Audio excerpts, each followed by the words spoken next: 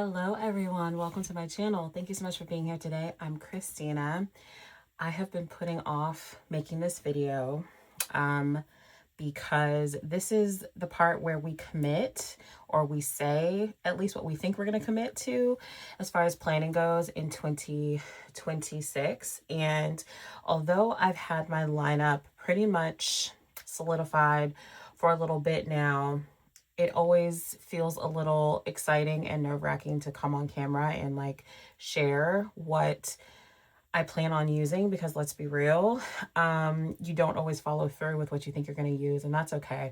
In 2025, I was very focused on going into the planning year with the mindset of allowing myself to be fluid and not being hard on myself if I didn't follow through with a planner or a system didn't work for me, and gave myself permission to kind of jump in and out as needed. And I'm so glad I did that, because if I hadn't, 2025, I probably would have counted it as a fail. I would have gave myself probably at least a D minus for planning, because there was a lot of things that I went into 2025 planning on using that I didn't actually end up using, but there's a lot of things that I did. And because of that mindset, I feel like I've had a pretty decent planning year in 2025. But really the reason I've been So now it's time just to share with y'all what I'm thinking about for 2026. I already shared a brainstorming video with y'all. I will try to remember to link it above or below. So nothing here, if you watch that video, should be like a huge surprise because of that video, because I have been thinking about this for a while. And really why I'm doing this now is because there's other videos I want to film for y'all, and I want to talk about some other things with y'all, but it doesn't make sense if I haven't posted my lineup video yet. Like, you kind of need the lineup video for the context. So one of those videos being, going back to talking about fails, planner wins and planner fails for 2025, and how those fails and wins influenced what you're about to see here in my lineup. So I'll be filming a video like that. But in the meantime, let's go ahead and talk about what I plan on using for 2026. Now, the disclaimer here is that we will be setting up all the planners later on the channel together. So I'll be walking you through the setups. Right now you'll be seeing just kind of glimpses and like unput together things of what I plan on using, and I'll give you a little bit of more detail on, you know, what will go into each of these planners as we go through the video. Okay, let me stop talking. Let's go ahead and jump in. I tried to set the mood with the trees. I'm thinking this will be a pretty quick video because like I said, nothing's put together. So, okay. First planner that I am bringing with me from 2025 to 2026 is my Pocket Rings on the Go planner. Here are the inserts. I love this setup. I actually don't have it with me. It's in my purse downstairs. I will try to remember to link a video of what that looks like set up. And I love this so much. The size is perfect. This pocket size fits into every single purse that I have, small, medium, or large. It is truly just to mark down the things that I need to know for outside of the home. There is no decorating that happens in this planner. It is like appointments, it is to-dos, it is all of the really functional things, and I really, really like it that way. And how I kind of zhuzh it up is the decor pieces that go into the planner. So as you can see, this kind of really cute dashboard from Sesavi that says 2026, and the inserts that I'm using are the May Paper Co. month on one page, because I like to have a monthly view in my planner, and then the week on one page inserts from May Paper Co. So this really is the bulk of everything that goes in there. There are some other sections that I already have inserts for my pocket that we'll talk about when we set it up, but I love this system. It works so well for me. It makes me feel very on top of things when I have a very small cute planner I can pull out of my purse to write things down, and I can't wait to set this up for 2026. So first planner is my Pocket Rings on the Go planner. Next, this is probably the biggest change for me, is my work planner. So this year for 2025, I used the Cloth and Paper Spiral Bound A5 planner that comes in their November intention boxes. And this year I am definitely doing a different size. If you've been around my channel for a while, you know that I love the mini Happy Planner size. 2024, the mini saved my life. It's the only thing that I was able to keep up with. In 2025, I tried to use it and I could not, y'all, for the life of me, find a real reason to use it in my lineup. So it kind of fell by the wayside. But this year I wanted to use an HP Mini and I am deciding to use it for my work planner. So as you can see, if you're used to the aesthetic, these are cloth and paper inserts, and I will be using what they call their daily insert, which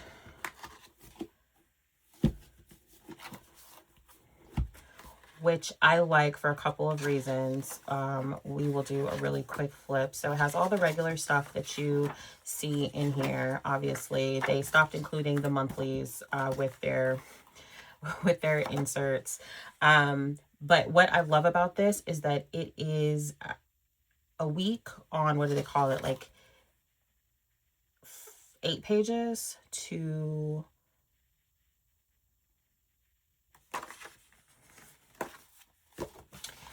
But what I love about this is that it's a week on 4 pages. So you have this empty section here at the beginning of the week to write whatever you want with Monday. And then you have Tuesday, Wednesday, Thursday, Friday. And then you have the Saturday, Sunday page. Now,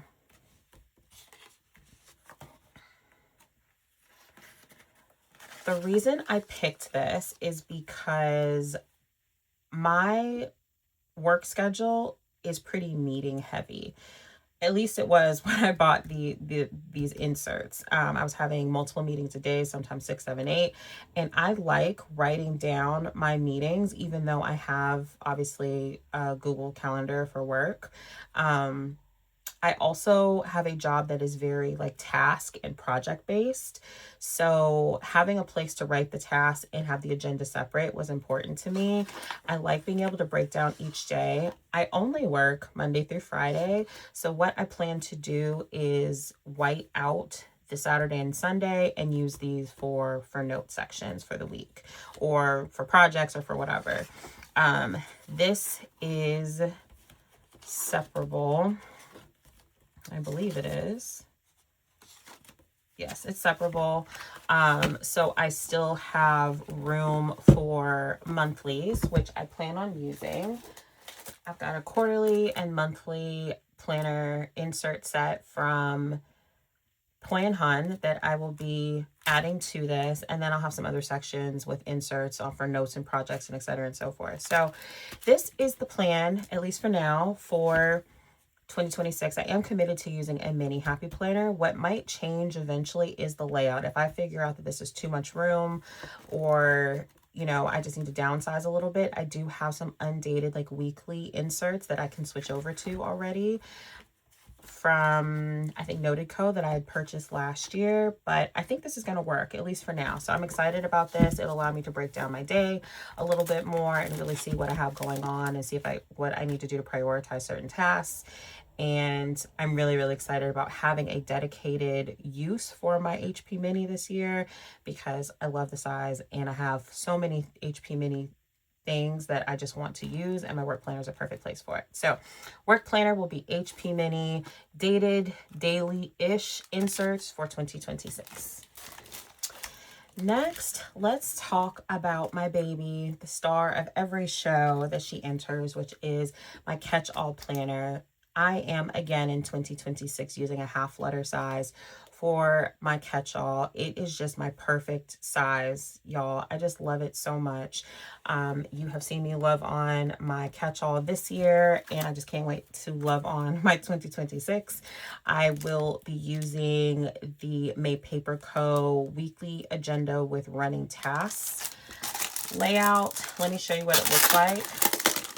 And really, the whole reason that I picked this is because it is very similar, the most similar that I could find to my current layout, which is by Rosie Pepper Tree this year for 2026. So this is what it looks like. You have a calendar in the corner. You've got this running to-do section on the side. And then you have this kind of vertical-esque layout, which I love. I'm coming from being a Happy Planner Classic vertical girl. And so this way of thinking, like down, really works for me. So you have Monday, Tuesday, Wednesday, Thursday, Friday, Saturday, Sunday, and then you have notes and next week section here. This is almost identical to my layout for this year. The only difference is I don't have that habit tracker on the bottom, which I kind of don't like anyway. So I am so excited about this layout. It makes me just giddy thinking about being able to fill this out for the coming year.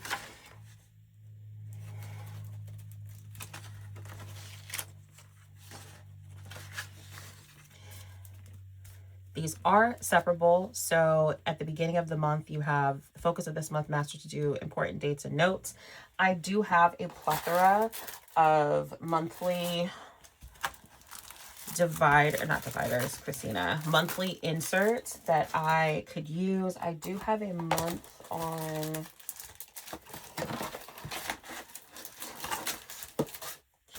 I have my quarterly view.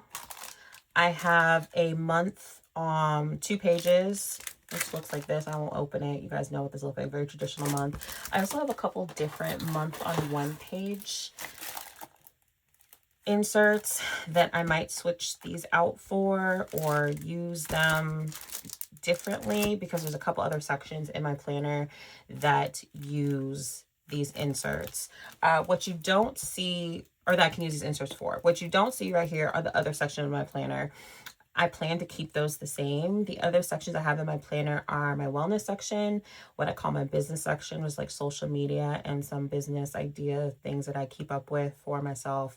Also, I keep up with for my husband's business, my budget section, and then I have a lists and notes section, which also includes my reading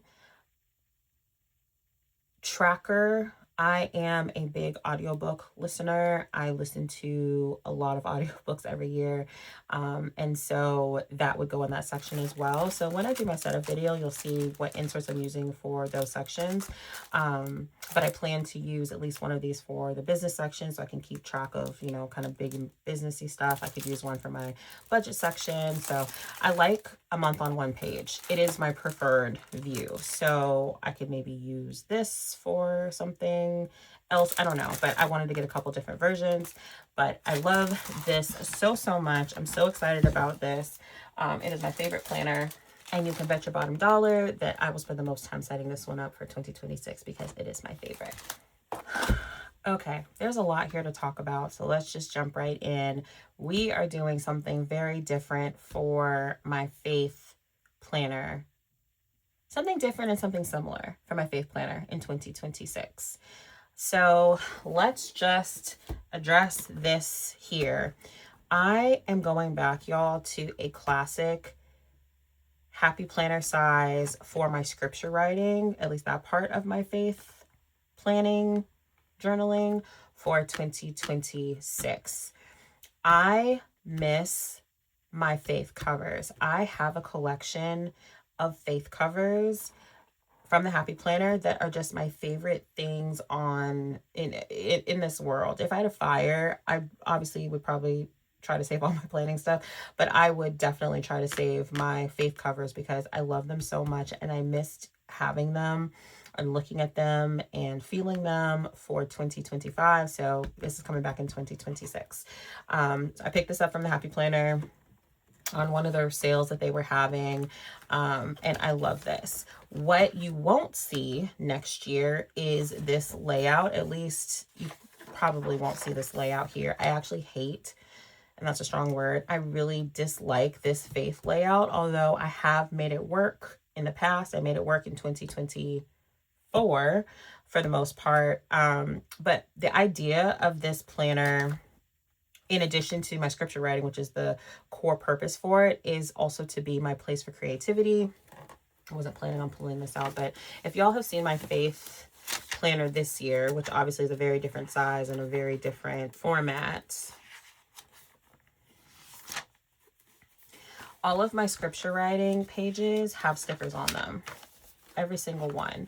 And I don't want to stop that. I find it really not just therapeutic, but I like doing this and making things creative while I'm spending time with God and writing scripture. And so I want to continue to do that.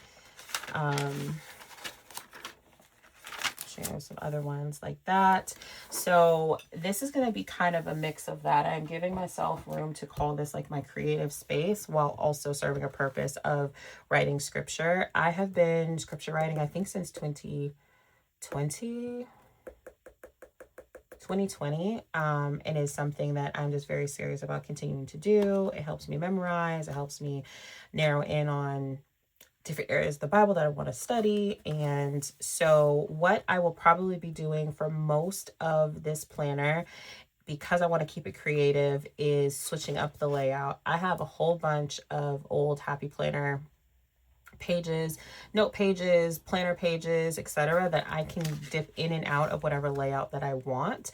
So I could do a Bujo spread with just 2 plain pieces of paper. I could use this side if I wanted to and do something with this side. I have horizontal, I've got vertical, I've got all the things. And so I am really excited about really allowing this to be a creative space.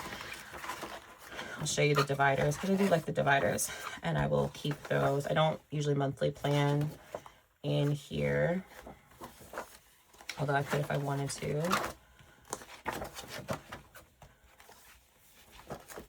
I don't remember if I showed this one. I purchased it or not. I like that one.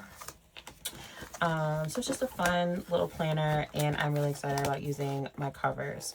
So for my faith planning system, scripture writing, I am going back to a Happy Planner classic size, even though this layout you probably won't see a whole lot.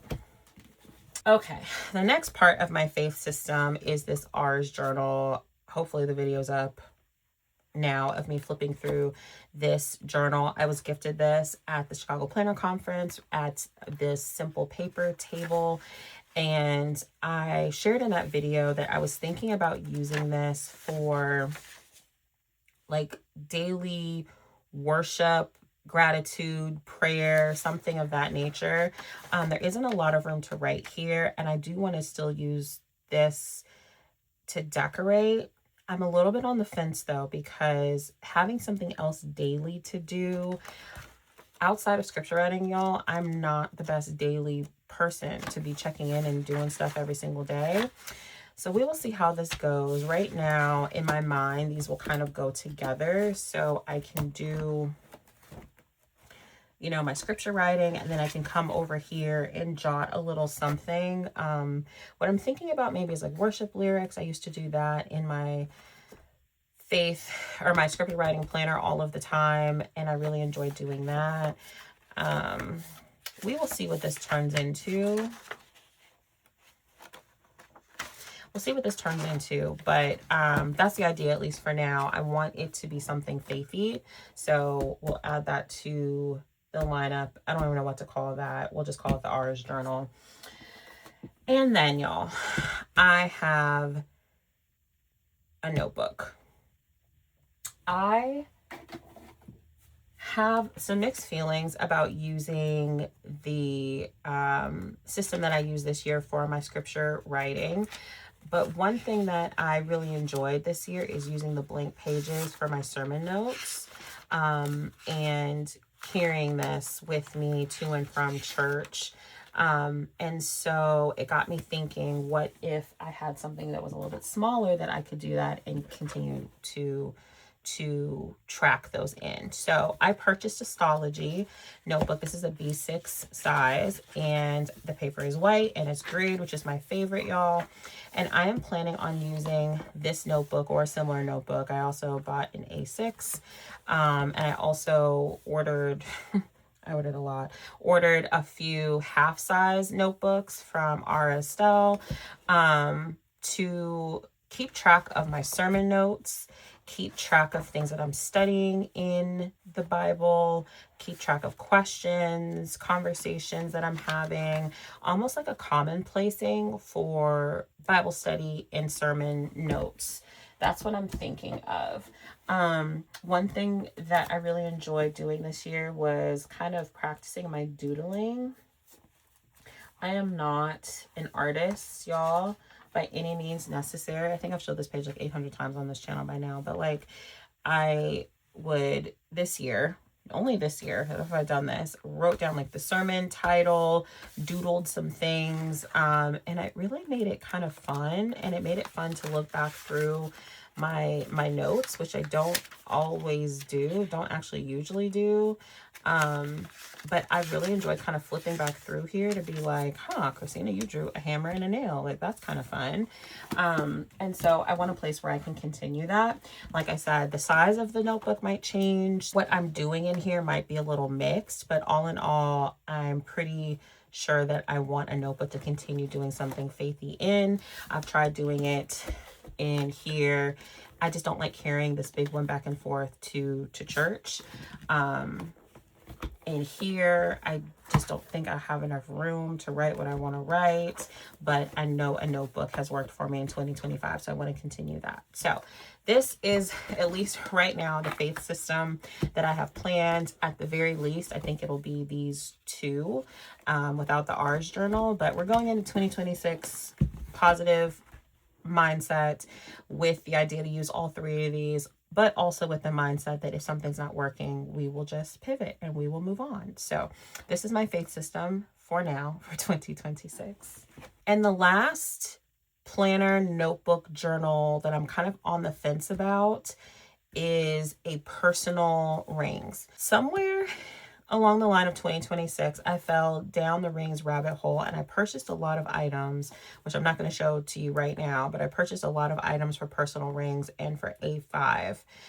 And something about, I think it was my pocket rings that kind of got me hooked on the idea of rings because I really, really like it. And so something that I am toying with the idea of having a notebook / planner for my hobbies and interests. It kind of reminds me of a loose personal curriculum system. If you saw that going around this year, where basically you're creating a learning curriculum for yourself for things that interest you and things that you like to do. And there's a lot of things I like to do, y'all. I mean, I like to plan, obviously. I have been learning Spanish for several years and I'm still not fluent because I don't really write things down and I don't take it very seriously, so I could do that. I also love playing a couple of video games. I love The Sims and I've been playing that for years, so I could track, you know, some Sims lore and history of families and stuff in here. I also could potentially move my reading tracker over to a personal ring size.